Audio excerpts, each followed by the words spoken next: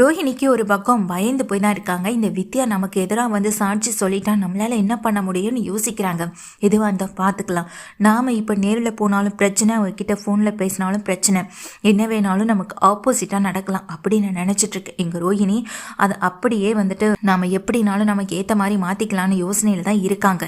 இந்த நேரத்தில் தான் கோர்ட்டுக்கு எல்லாமே வந்துடுறாங்க. முத்து, மீனா, விஜயா, மனோஜ்னு சொல்லி வந்து நிற்கும் போது, டேய் அந்த வித்யாவை போய் பார்த்து பேசினே இல்லையாடான்னு இங்கே விஜயா முத்துவை பார்த்து கேட்க, நானும் அவர் தான் அத்தை போய் பேசினோம், வித்யாவும் முருகனும் வந்துடுறேன்னு சொன்னாங்க, இவ்வளோ நேரம் ஆச்சு ஏங்க இன்னும் வரல, ஒரு ஃபோன் பண்ணுங்க அப்படின்னு சொல்லி மீனா சொல்கிறாங்க. இரு மீனான்னு முருகனுக்கு கால் பண்ணுறாங்க. இங்கே வித்யாவுக்கு மீனா கால் பண்ணுறாங்க. அங்கே நிற்கிற ரோஹிணி, வித்யா எனக்கு எதிராக சாட்சி சொல்லணும்னு வரணும்னு நினச்சிட்டு இருந்தா ஏன் இன்னும் வரல அப்படின்ற மாதிரி ரோஹிணியுமே பார்த்துட்டு இருக்காங்க. அவள் வராத வரைக்குமே கொஞ்சம் சந்தோஷந்தான்ற ஒரு நினப்பும் இங்கே வித்யாவுக்குள்ளே ஓடிக்கிட்டு இருக்கேன். ஏங்க அந்த கறிக்கடை மணி அப்படின்னு சொல்லும்போது, அவருக்கும் தான் நான் கால் பண்ணிகிட்ருக்கேன், அவருமே கால் அட்டன் பண்ண மாட்டாரு அப்படின்னு இங்கே மீனா கிட்ட முத்து சொல்லிகிட்ருக்கேன். அதுக்குள்ளே இங்கே 2 பேரையும் கூப்பிடுறாங்க, விஜயாவையும் மனோஜையும். விஜயா மனோஜ் அது வக்கீலோட இங்கே வந்து நிற்கிறாங்க. சாட்சிக்கு எங்கள் ஆட்களை கூட்டிகிட்டு வந்துட்டீங்களா அப்படின்னு சொல்லி கேட்க, சார் அது வந்து என்ன அப்படின்னு கிருஷ்ணாராம் விஜயாவை பார்க்க, என்னன்னு தெரியல, நாங்கள் கூப்பிட்டுருந்தோம் ஆனால் அவங்க இன்னும் வந்து சேரலையே அப்படின்னு விஜயா சொல்ல, கிருஷ்ணாராமுக்கு செம டென்ஷன் ஆகுது. அங்கே நிற்கிற ரோஹிணியையும் பார்க்குறாங்க. சார் அவங்க வரத்துக்கு இன்னும் டைம் ஆகுது சார் அப்படின்னு சொல்ல, என்ன கிருஷ்ணாராம் உங்கள் தரப்பு எதுவுமே சரியில்லாமல் இருக்கு, ஒரு டிவோர்ஸ் கேஸ் அது பற்றின விசாரணை போயிட்டுருக்க நிலைமையில் இந்த மாதிரி சாட்சி சொல்கிறவங்களையெல்லாம் கொஞ்சம் சீக்கிரம் கூட்டிகிட்டு வரதில்லையா அப்படின்னு சொல்ல, சாட்சி சொல்கிறவங்க உண்மையாக இருக்கிறவங்கள பட்சத்தில் அவங்க நேரடியாக வரமாட்டாங்களா, குடுக்கல் வாங்கல் இந்த மாதிரி பிரச்சனைகள் இருக்கும், சாட்சி சொல்கிறவங்களையே இவங்க பேச வச்சு அழைச்சிட்டு வர மாதிரின்னு தான் எப்படி சார் வருவாங்க அப்படின்னு ரோஹிணி சொல்கிறாங்க. இதை கேட்டதும் கிருஷ்ணாராம் என்ன இதெல்லாம் அப்படின்னு சொல்ல, ஏமா கொஞ்சம் அமைதியாக இருக்க மாட்டியாமான்னு இங்கே கிருஷ்ணாராம் அந்த ரோஹிணியை பார்த்து திட்டிட்டு, சார் என்னை பற்றி தெரியும், நான் அந்த மாதிரி செய்யக்கூடிய பொண்ணு இல்லை அப்படின்னு கிருஷ்ணாராம் நீதிபதியை பார்த்து சொல்கிறாங்க. நீதிபதியும் இன்னும் எவ்வளோ நேரம் ஆகும், நான் அடுத்தடுத்த கேஸ் பார்க்கணும் அப்படின்னு சொல்லும்போது, சார் கொஞ்சம் நேரம் சார் அப்படின்னு சொல்ல, என்னாச்சுப்பா அப்படின்னு முத்துவையும் மீனாவையும் பார்க்குறாங்க. மேடம் நாங்கள் கால் பண்ணிகிட்டே தான் இருக்கோம், வேணும்னா நான் போய் பார்த்துட்டு வந்துடுவான்னு சொல்ல, அதுக்குள்ளே டைம் ஆகிடும், இங்கே நீதிபதியும் கோவப்படுவார் அப்படின்னு சொல்லிடுறாங்க. இப்போது இந்த பிரச்சனைக்கு என்னதான் தீர்வுன்ற மாதிரி இங்கே நீதிபதியும் பார்த்துட்டே இருக்காங்க. சார் எனக்கு நானே பேசுகிறேன் சார் சொல்லிவிட்டு இங்கே ரோஹிணி சொல்கிறாங்க, எனக்கு மனோஜ் கூட வாழ தான் சார் விருப்பம், அது மட்டும் இல்லை சார், மனோஜ் என்னை தேடி வந்து பார்க்கவும் செஞ்சார், நான் மனோஜ் கூட இப்போ அவருடைய இந்த ஷோரூமில் தான் வேலையும் பார்த்துட்ருக்கேன், ஒருவேளை டிவோர்ஸ் வரைக்கும் வந்திருக்கேன், என்னையே அவருக்கு பிடிக்கலைன்னா நான் வாங்கி கொடுத்த ஆர்டரை எடுத்து அவர் நடத்தணும்னு அவசியம் இல்லை, என் கூட தான் ஒர்க் பண்ணணும்னு அவசியம் இல்லை, ஆனால் என் கூட தான் அவர் ஒர்க் பண்ணுறாரு, என்னை தேடி பார்க்குக்கு வந்தார், அங்கே இருக்கவங்க கிட்ட நான் தான் அவருடைய ஒய்ஃப்னு சொல்லவும் செஞ்சுருக்காரு சார், நீங்கள் வேணும்னா அவங்களே கூப்பிட்டு விசாரிச்சு பாருங்க சார் சொல்லிட்டு இப்போது அந்த பார்க்கில் வந்து சில பேரை கூப்பிட்டு அங்கே தனக்காக பேச ரோஹிணி கூட்டிகிட்டு வரவும் செஞ்சுருக்காங்க. அப்போ அவங்களும் நடந்த விஷயத்த சொல்ல, என்னம்மா உங்கள் பக்கம் சாட்சி ஆதாரம் இருக்கோ இல்லையோ, ஆனால் இந்த பொண்ணு சரியான சாட்சி ஆதாரத்தோடு தான் வந்து நிற்கிது, ஏன்பா நீ பார்க்குக்கு போனியான்னு சொல்லி கேட்க, ஆமாம் அப்படின்னு மனோஜ் ஒத்துக்கிட. முத்து, மீனா, இங்கே விஜயா 3 பேரும் அதிர்ச்சியோட மனோஜை பார்க்குறாங்க.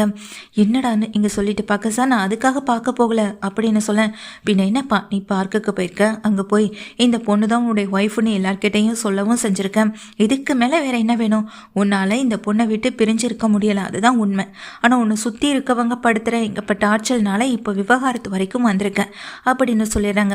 கிருஷ்ணாராம் இதுக்கப்புறம் எந்த சாட்சியையும் நான் விசாரிக்கணும்னு அவசியம் இல்லை அப்படின்னு சொல்ல, சார் கொஞ்ச நேரம் சார் அப்படின்னு சொல்ல, என்ன கிருஷ்ணாராம் உன் தரப்பில் இருக்க மனோஜ் அந்த ரோஹிணியை ஒய்ஃப்னே சொல்லி இன்ட்ரடியூஸ் பண்ணியிருக்காங்க, பார்க் வரையும் போய் மீட் பண்ணியிருக்காங்க, அதுக்கப்புறமா மணிக்கணக்காக பேசியிருக்காங்க, இந்த சாட்சி ஆதாரமே போதுமே, இவங்க 2 பேரும் சேர்ந்து வாழ தயாராக தான் இருக்காங்க இதுலேருந்தே தெரியுதுன்னு சொல்ல, இல்லைன்னு இங்கே குழப்பத்தில் மனோஜ் வந்துட்டு வேகமாக சத்தம் போடுறாங்க. இதுக்கப்புறமா இந்த ஹியரிங் அடுத்ததில் நான் என்னுடைய தீர்ப்பை வந்துட்டு உங்களுக்கு கொடுக்குறேன், ஆனால் அடுத்த சாட்சி ஆதாரம்னு சொல்லி என்னுடைய டைமை வேஸ்ட் பண்ண வேண்டாம் நீதிபதி கிருஷ்ணாராமை திட்டிடுறாங்க.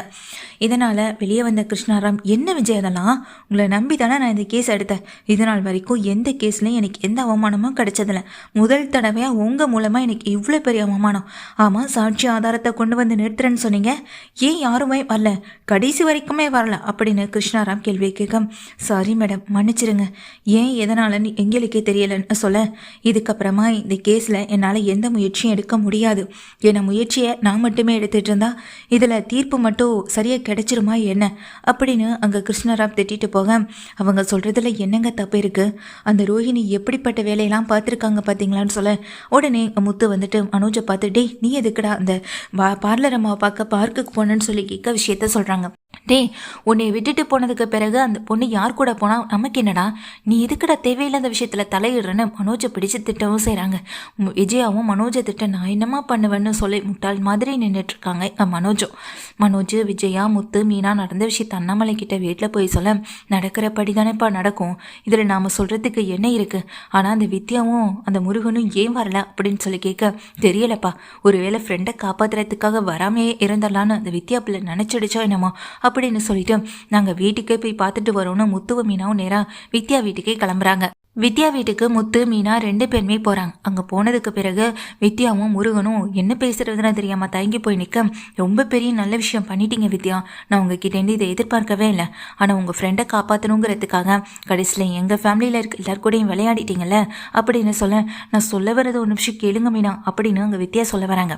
கூடவே நிற்கிற இங்கே முருகனும் இங்கே பேச வரதை முத்துக்கிட்ட சொல்ல வரும்போது, டேய் நீ பேசாதரான்னு சொல்லும்போது, அண்ணே நான் எப்படின்னே நீங்கள் கூப்பிட்டு வராமல் இருப்பேன், நானும் வித்யாவும் வீட்டிலேருந்து கிளம்பிட்டோன்னே அப்படின்னு சொல்ல, என்னடா சொல்கிற அப்படின்னு கேட்க, ஆமாண்ணே வர்ற வழியில் டிராஃபிக்கில் அருணை பார்த்தோம் அப்படின்னு சொல்லும்போது, ஆமாம் அருணை உனக்கு முன்னவே தெரியும்ல அப்படின்னு சொல்ல, ஆமாண்ணே அவர் என் கூட ரொம்ப நாள் பழக்கம், டிராஃபிக்கில் தான் செக் பண்ணிட்டு இருந்தார், வண்டியை மறைச்சாரு, அவரும் கூட எங்களை விடுறதுக்கு தயாராக தான் இருந்தார், இங்கே நான் தானே முத்து அண்ணே கூப்பிட்ருக்காரு, நாங்கள் கோர்ட்டுக்கு போகணும், கொஞ்சம் சீக்கிரம் விடுங்களேன்னு சொல்லி கேட்டேன். அப்போது முத்துன்னு உங்கள் பேரை சொன்னதுமே என்ன நினச்சாரோ தெரியலை, ரொம்ப நேரம் வெயிட் பண்ண வச்சுட்டாருனே, நானும் வித்யாவும் எவ்வளவோ பேசி பார்த்தோன்னே, ஆனால் அவர் நாங்கள் சொல்கிற வரதை காது கொடுத்து கேட்க கூட தயாராகலனே அப்படின்னு வந்துட்டு முருகன் சொல்கிறாங்க. இதை கேட்டதும் இங்கே முத்துக்கும் மீனாவுக்கும் விஷயம் புரிஞ்சிருது. அவன் என் மேலே இருக்க கோவத்தில் தான் இப்படி எங்களுக்கு நீ சாட்சி சொல்ல வர, அதுவும் நான் வந்து உன்னை கூப்பிட்டு நீ எனக்காக வரன்னு தெரிஞ்சதும் அதனால தான் உன்னை டிராஃபிக்லேயே நிற்க வச்சிருக்கான் அப்படின்னு நினைக்கும் போது, இதை கேட்ட மீனாவும் ஆமாங்க அப்படின்னு சொல்ல, சாரி வித்யா அப்படின்னு மீனாவும் முத்துவும் மன்னிப்பும் கேட்குறாங்க.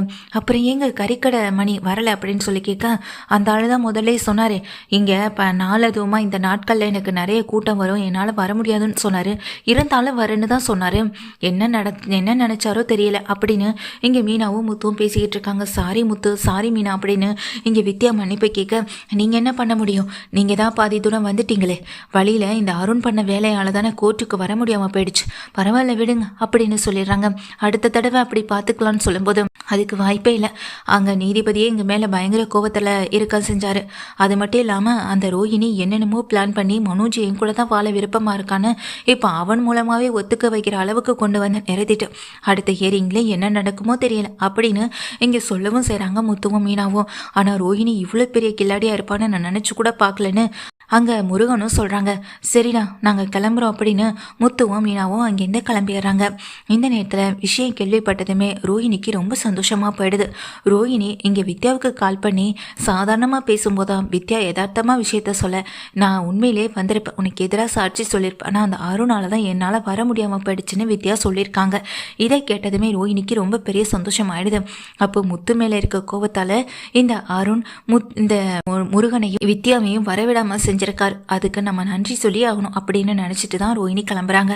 அதே மாதிரி டிராஃபிக்கில் தான் அங்கே ஒர்க் பண்ணிகிட்டு இருக்க இங்கே அருணையும் மீட் பண்ணுறாங்க.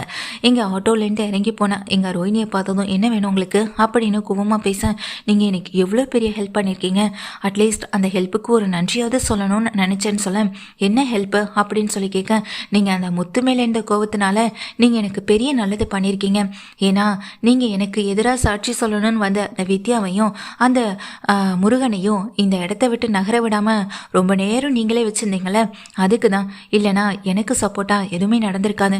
எனக்கு எதிராக சாட்சி சொல்லியிருந்தாங்கன்னா எனக்கு டிவோர்ஸ் கிடச்சிருந்துருக்கும். அவங்கள வரவிடாமல் பண்ணதுக்கு ரொம்ப நன்றி அப்படின்னு சொல்கிறாங்க. முத்து மேலே இருந்த கோவத்தால் நீங்கள் இந்த அளவுக்கு பண்ணுவீங்கன்னு நான் எதிர்பார்க்கவே இல்லை. அட்லீஸ்ட் எனக்கு ஹெல்ப் பண்ணியிருக்கீங்க. இதை நீங்கள் தெரிஞ்சு பண்ணீங்களா தெரியாமல் பண்ணீங்களான்னு எனக்கு தெரியலை. ஆனால் நீங்கள் செஞ்சது எனக்கு நல்லதாக தான் முடிஞ்சிருக்கு அப்படின்னு ரோஹிணி சொல்கிறாங்க. இதை கேட்டதும் இங்கே பாருங்கள், நான் ஒன்றும் உங்களுக்காக இதெல்லாம் செய்யலை. அது முத்து மேலே இந்த கோவத்தால் மட்டும்தான் இதெல்லாம் நான் செஞ்சேன். தேவையில்லாமல் நீங்கள் ஏதாவது நினச்சிக்காதீங்கன்னு சொல்ல ஓகேங்க, ஆனால் நீங்கள் செஞ்ச உதவி எனக்கு இங்கே யூஸ்ஃபுல்லாக இருந்திருக்கேன் அப்படின்னு சொல்லிட்டு ரோஹிணி அந்த இடத்துலேருந்து கிளம்பி போகவும் செய்கிறாங்க. இந்த விஷயத்தையெல்லாம் இங்கே அந்த அருண் மனசுக்குள்ளே போட்டு குழப்பிட்டே நிற்கவும் செய்கிறாங்க. அதுக்கப்புறமா எங்கள் வீட்டில் இருக்க முத்துவுக்கும் மீனாவுக்கும் ஃபோனில் வாட்ஸ்அப்பில் ஒரு வீடியோவும் வருது. வீடியோவை பார்த்ததுமே அதிர்ந்து போகிறாங்க முத்துவும் மீனாவும். ஆமாம், முருகனும் இங்கே நம்ம வித்யாவும் சொன்ன விஷயம் எல்லாமே உண்மைதாங்க.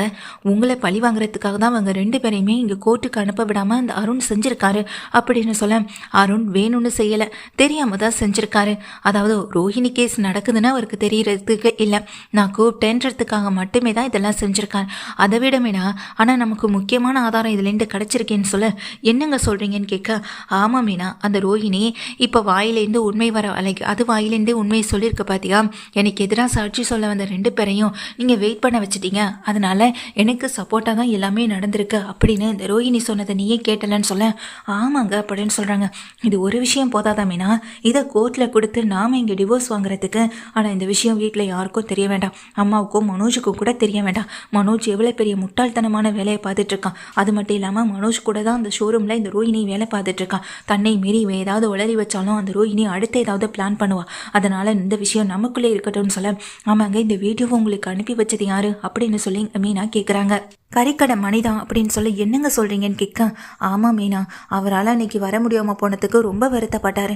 அதே நேரத்தில் தான் அந்த சிக்னலில் ரோஹிணி அந்த அருண் கிட்ட பேசிக்கிட்டு இருந்ததையும் பார்த்துருக்காரு. பின்னாடி இருந்து இந்த வீடியோவை எடுக்கவும் செஞ்சுருக்காரு அப்படின்னு சொல்ல, பரவாயில்லைங்க, அவர் நமக்கு சாட்சி சொல்லலைனாலும் இந்த வகையிலையாவது நமக்கு உதவி பண்ணியிருக்காருல, அது வரைக்கும் சந்தோஷம்தான் அப்படின்னு சொல்ல, சரி மீனா, இந்த ப்ரூஃப் நம்மக்கிட்டே இருக்கட்டும். நெக்ஸ்ட் ஹியரிங்கில் இதை நம்ம இங்கே கோர்ட்டில் கொடுக்கணும். கிருஷ்ணாராம் வக்கீல் மேடத்துக்கிட்ட வேணாம் நம்ம இதை பற்றி பேசலாம் அப்படின்னு சொல்லிடுறாங்க. இதை கேட்ட இங்கே மீனாவும் ரொம்ப சந்தோஷப்படுறாங்க. முத்துவுக்கும் அந்த ரோஹிணிக்கு எதிரான ஆதாரம் கிடைச்சதை நினச்சி ரொம்ப ரொம்ப ஹாப்பியாக இருக்காங்க. அதே நேரத்தில் அந்த ரோஹிணி சந்தோஷமாக இருக்கக்கூடாதுல, ஃபோனை போடு மீனான்னு சொல்லும்போது மீனா உடனே கால் பண்ணுறாங்க. அந்த ரோஹிணிக்கு கால் அட்டன் பண்ணுறதும், என்ன மீனா அதிசயமாக இருக்குது, எனக்கு ஃபோன் பண்ணியிருக்கீங்க அப்படின்னு ரோஹிணி சொல்ல, ரொம்ப சந்தோஷத்தில் இருந்துட்டு இருக்கல, தனக்கு சப்போர்ட்டாகவே எல்லாமே நடக்குதுன்னு நினைக்கிறல, ஆனால் அடுத்த ஹியரிங்கில் நிச்சயமாக உனக்கு டிவோர்ஸ் உறுதி. அதுக்கான ஒரு முக்கியமான எவிடன்ஸ் எங்ககிட்ட இருக்குது. என்ன ஏதுன்னு உனக்கு தெரியப்படுத்த நாங்கள் இங்கே முயற்சி பண்ணலை.